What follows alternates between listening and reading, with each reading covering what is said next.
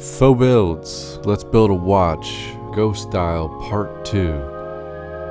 My dude has been chilling in the room. He's been waiting for me. And there he is. Oh.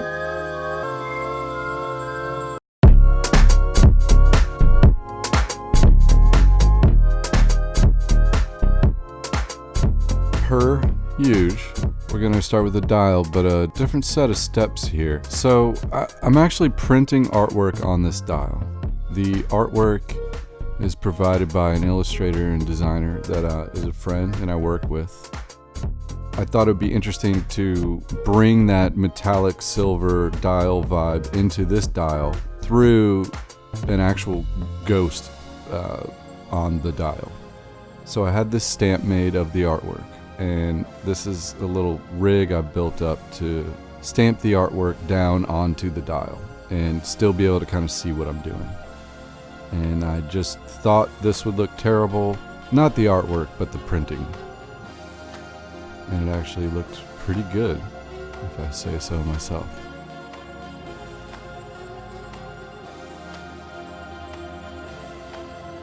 Another new step alert. This is going to be a 4 o'clock crown, so there is multiple feet on this dial. And you have to remove the proper feet to be able to set the dial on the movement at the correct position. Setting the indices, per usual, still haven't got any better at this.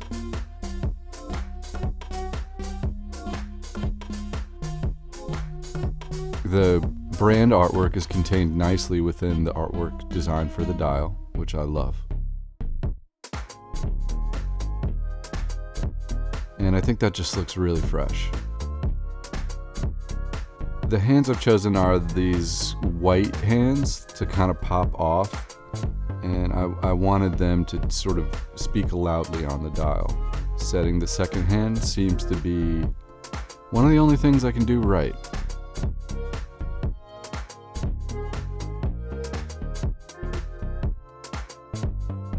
The crown and stem come with this case, and which I thought, great, this will be easy.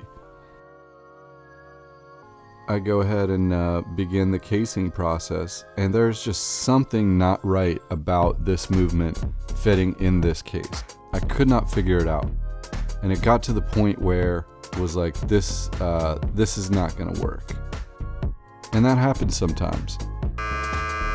And when that happens, new step alert, you order some stuff. There's nothing like a DHL haul from Namoki. We've got all these cool parts. And then of course from my dude Damien Lau, I got the bracelet to match. So another new step. I told you there's gonna be lots of new steps, my guys. This is a crystal press. So we're putting in a small gasket and then we're pressing in the crystal into the case.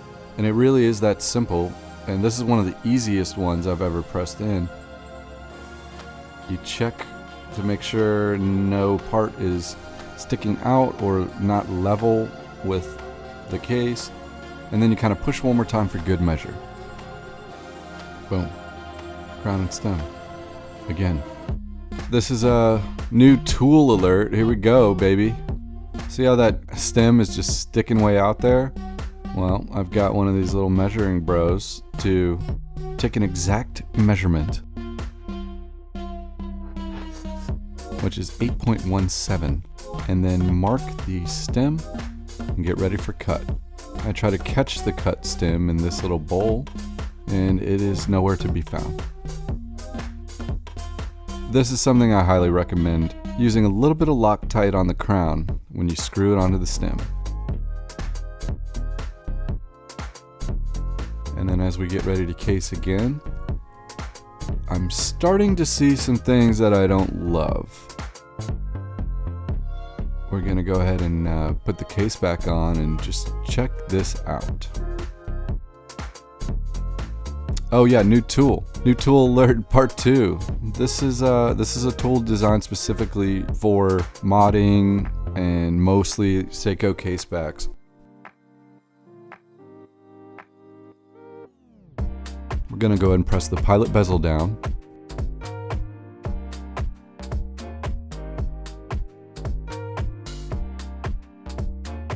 And I'm trying to basically force a dive watch into a dress watch, and it's just not doing it for me.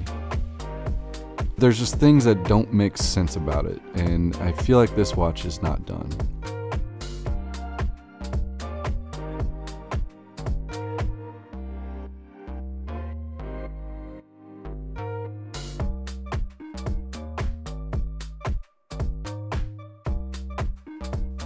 As we examine in the dark, and it's a nice looking watch, it's just not what I thought it was going to turn out to be.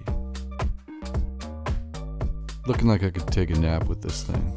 It's very crispy.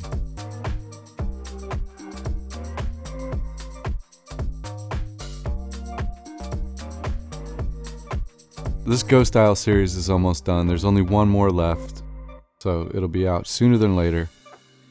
Once again, thank you to Ezra Langford for the illustration and the artwork for the dial.